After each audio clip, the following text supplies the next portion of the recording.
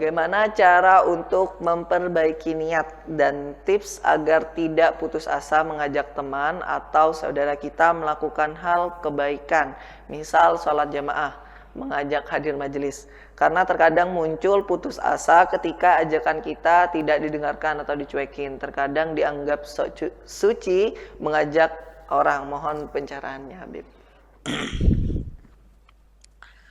Alhamdulillah, mudah-mudahan semua saudara kita diberi oleh Allah semangat untuk berdakwah di jalan Allah. Ya. Karena dakwah itu apa sih? Dakwah itu nggak harus pidato di podium. Dakwah itu nggak harus pidato di radio atau di televisi atau pidato di media. Enggak. Mengajak orang untuk dekat dengan Allah itu dakwah. Untuk sholat, untuk hadir majelis. Ini dakwah ila Allah subhanahu wa ta'ala. Oke, ini yang pertama. Mudah-mudahan Allah menambah semangat kita. Untuk supaya kita ini tidak putus asa dan tidak bosan dan tidak berhenti untuk berdakwah, kita perlu pahami bahwa dakwah ini adalah tugas Nabi. Nabi itu diutus untuk dakwah. Innama bu'istu da'iyan, sabda Nabi SAW, saya diutus sebagai da'i. Berarti dakwah adalah sesuatu aktivitas yang paling afdal di dunia ini. Gak ada yang lebih afdal dari dakwah. Karena dakwah adalah tugasnya Nabi. Dan tidak ada yang lebih afdal dari tugasnya Nabi. Ini yang pertama. Jika kita diberi oleh Allah taufik mau berdakwah, berarti kita telah melakukan tugasnya Nabi. Tidakkah itu suatu kemuliaan? Tidakkah itu suatu keberuntungan? Tidakkah itu suatu nikmat besar dari Allah? Siapa kita? Sehingga dijadikan oleh Allah seperti tugasnya Nabi, mengajak orang di jalan Allah. Dengan dosa kita tidak pantas kita. Kalau guru mulia kita Sayyidi Habib Umar mengatakan orang seperti saya tidak pantas berdakwah. Orang seperti saya, padahal beliau siang malam taat dan ibadah, tapi belum melihat ini tugasnya Nabi. Siapa saya? Gitu. Nah, maka ketika kita diberi oleh Allah nikmat yang besar ini, padahal kita tidak pantas, hendaknya kita bersyukur. Hendaknya kita gembira dan menganggap ini nikmat besar. Ini yang pertama. Sehingga kita dalam berdakwah itu bahagia, merasa terhormat, merasa mulia. Tugasnya Nabi. Tugasnya Nabi. Nah, jangan dianggap kecil dakwah ini. Ngajak orang ke masjid, ngajak orang ke majelis. Ini tugasnya Nabi. Hendaknya Anda bangga dan semangat. Kalau orang melaksanakan tugas, pejabat pemerintah melaksanakan tugasnya, pengusaha melaksanakan tugasnya, mereka bangga melaksanakan tugasnya. Kita lihat pejabat ketika pidato memberi sambutan, saya atas nama ini, atas nama itu, dengan bangganya. Memang pantas. Mereka bangga dengan jabatan yang mereka dapati. Kalau ketika kita berbuat seperti tugasnya Nabi dan Rasul, tidak ada duanya ini ya ikhwan. Gak ada duanya. Hendaknya kita bersyukur kepada Allah dan minta ditambah semangat dakwah ini. Karena Allah subhanahu wa ta'ala mengutip dalam Al-Quran, man ansari ilallah, kata Nabi. Nabinya siapa yang mau menolong agama Allah ini, menolong aku untuk menyebarkan agama Allah ini subhanahu wa ta'ala. Al-Hawariyun mengatakan, nahnu ansarullah, kami penolong agama Allah. Karena itu kemuliaan. Itu yang pertama. Saya ingin kita merasa terhormat dan mulia ketika ikut berdakwah. Dengan segala hal.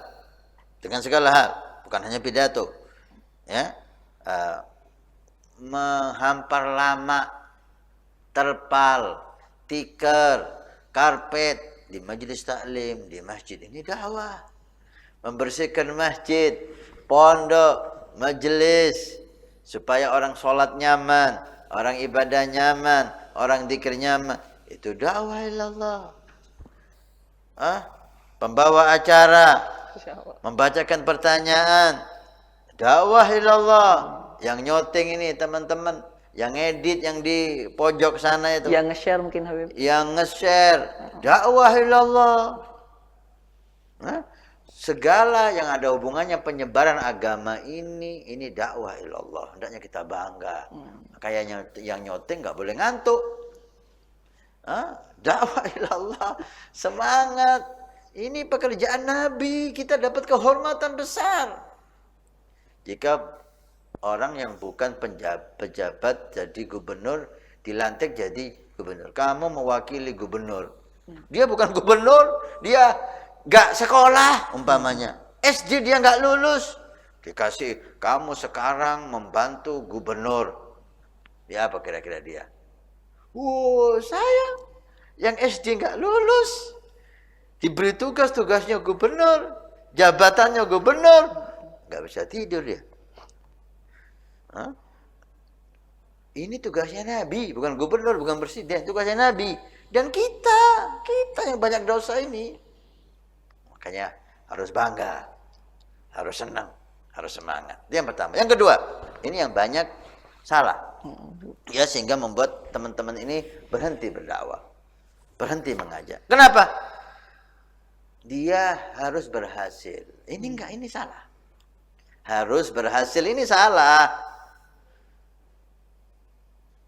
Kita harus dakwah, nggak harus berhasil. Kita harus dakwah dan tidak harus berhasil.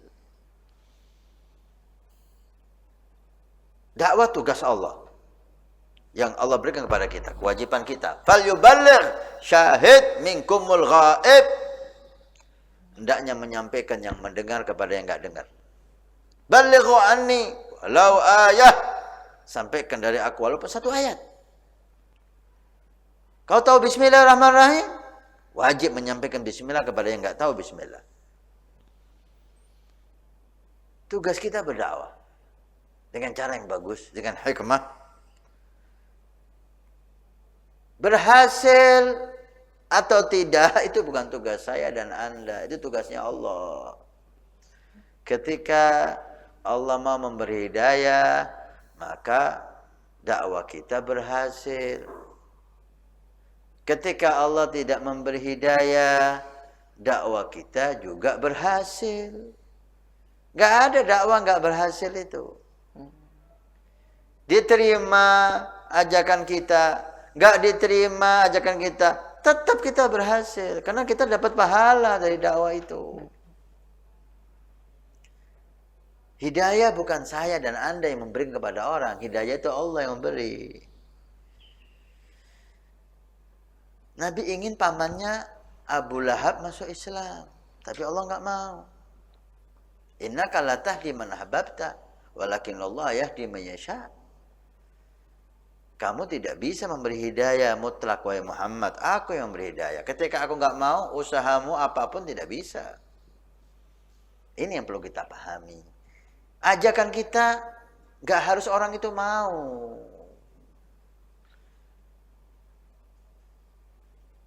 Nasihat kita gak harus orang itu menerima. Tugas kita mengajak, tugas kita menasihati. Orang mau, tidak mau, gak ada masalah. Bahkan kalau gak mau, pahalanya lebih besar. Kalau mau, nafsu kita senang. Walaupun ketika kita berhasil mendapatkan, menjadi penyebab satu orang dapat hidayah, itu lebih afdal dari dunia seisinya. Tapi walaupun nggak berhasil, pahala itu dapat. Contoh, Nabi Allah Nuh alaihi salam. Nabi Nuh dakwahnya ratusan tahun. Ratusan tahun. Tapi yang diberi hidayah oleh Allah umat Nabi Nuh hanya sedikit. Sedikit sekali. Ada yang mengatakan jumlahnya puluhan. Alhasil sebagian besar mengatakan nggak sampai 100. dakwahnya ratusan tahun. Nabi Nuh termasuk ulul azmi, nabi yang 5 nabi yang mendapat pangkat besar. Nabi Yunus ibn Matta, Nabi Yunus, beliau sekali pidato ratusan ribu orang masuk ke agama Allah. Sekali pidato, ratusan ribu orang. Menurut hasil, Nabi Yunus lebih afdal dari Nabi Nuh. Karena Nabi Nuh ratusan tahun berdakwah hanya dapat puluhan orang. Nabi Yunus sekali pidato ratusan ribu orang. Tapi yang masuk 5 besar ulul azmi bukan Yunus, Nabi Nuh. Nabi Nuh lebih afdal dari Nabi Yunus. Walaupun hasil dakwah Nabi Yunus jauh lebih banyak menghasilkan daripada Nabi Nuh. Dilihat dari hasil. Tapi Allah tidak melihat hasil. Allah melihat kesungguhan kita dan keikhlasan kita. Ketakwaan kita. Nabi Nuh jauh lebih ikhlas, lebih takwa, lebih semangat dari Nabi Yunus. Maka Nabi Nuh lebih afdal. Walaupun hasil dakwahnya sangat sedikit. Nabi Yunus hasilnya banyak sekali. Tapi tetap derajat di sisi Allah, Nabi Nuh lebih afdal dari Nabi Yunus. Ini pelajaran bagi kita. Hasil janganlah kita pikir. Tugas kita mengajak dengan cara yang baik. Enggak mau ini, makanya gini loh. Ketika kita mau mengajak, supaya kita ini tidak putus asa, karena kita ini lemah ya, kita ini lemah. Lihat, siapa mulai dengan yang mudah.